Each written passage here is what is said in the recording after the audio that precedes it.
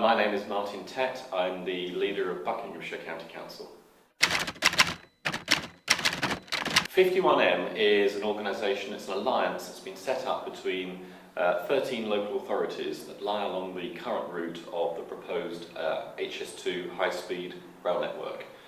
We've come together in order to actually examine the business case, see whether it's actually robust, whether in fact we can justify the investment in terms of being in the national interest, and also to check that all the other options for providing a similar service have actually been examined and found wanting. There's a public consultation going on at the moment. It's actually focused on two consultations taking place almost simultaneously, which is quite confusing, I think, to members of the public. There's a consultation on the London to Birmingham specific routing, so that looks in great detail at the exact route between London and Birmingham. But there's also a separate consultation on the principle and the strategy for high-speed rail, right the way from London up to Manchester and up to Leeds. That's what they call the sort of famous Y route, because it goes up from London and then branches off up to Manchester and Leeds. The important point that comes from that is this is the only opportunity for anyone nationally to have their say on the overall strategy for HS2. Once this consultation is finished, that's it.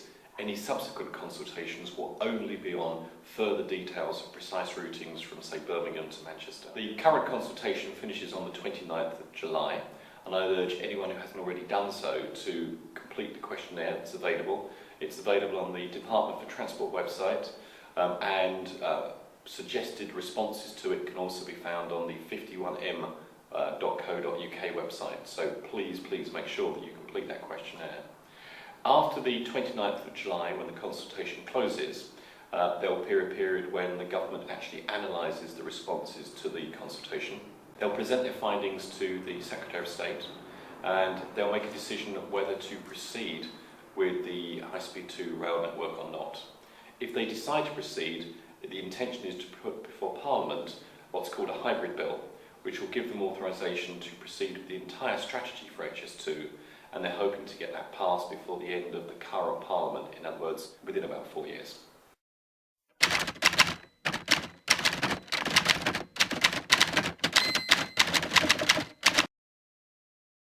I think that's a really key question. We're very concerned that actually if we put all of the transport investment focused on one particular thing, which is high-speed 2, we're going to neglect investment right across the country in really important road and rail infrastructure. And that's right across all of the north of England, Wales, the west of England, Scotland and East Anglia. We need that investment everywhere.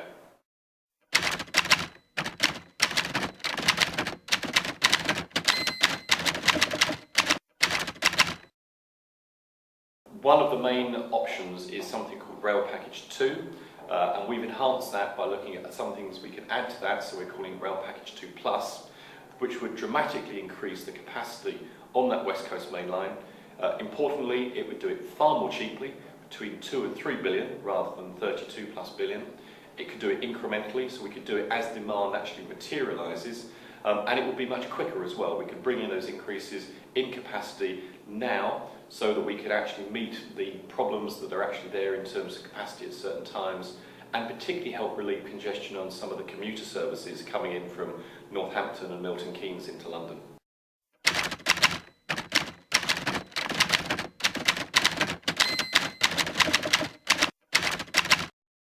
Well, I think it's one of those questions where the jury's out.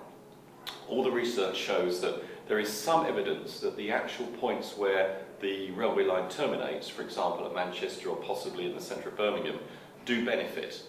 They get some investment as a result of the line terminating there. However, it also tends to show that that investment comes in from some of the areas that surround them.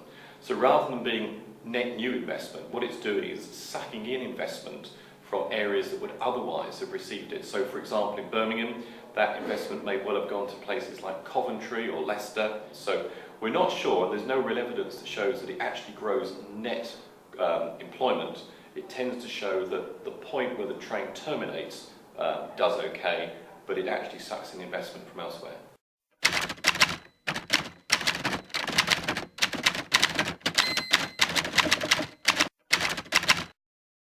Well, this is one of the great myths of HS2. I hear people say, oh, trains, they must be green. It's a bit like driving your car. The faster you go, the faster your petrol consumption goes. And actually, travelling at 125 miles per hour on a train is one thing.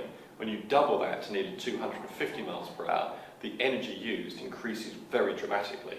Even the government has to admit that this is only broadly carbon neutral, and that works on one massive assumption, that when you move passengers from air to train, that from a domestic slot that's freed up at Heathrow, so for example, when this reaches, for example, Scotland eventually, a Scottish domestic flight to Heathrow, that landing slot and takeoff slot at Heathrow remains empty, never used again.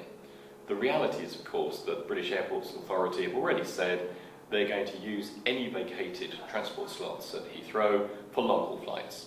So what you're effectively doing is substituting a less fuel-intensive, energy-intensive domestic flight for a much more carbon-intensive long-haul flight to Australia, New Zealand or wherever. So this is not a green scheme, and people should realise that.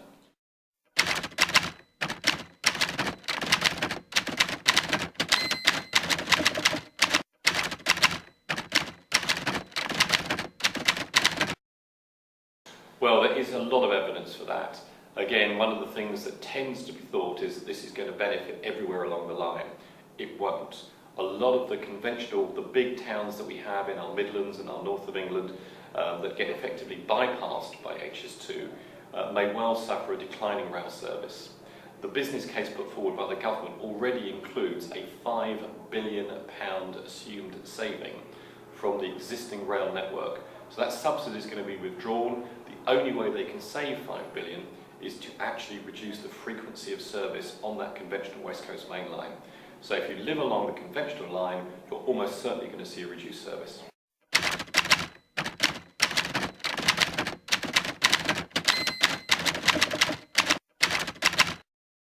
When you look at it, 32 billion on just one scheme is an awful lot of money, and I think most people assume it's going to go way over 32 billion.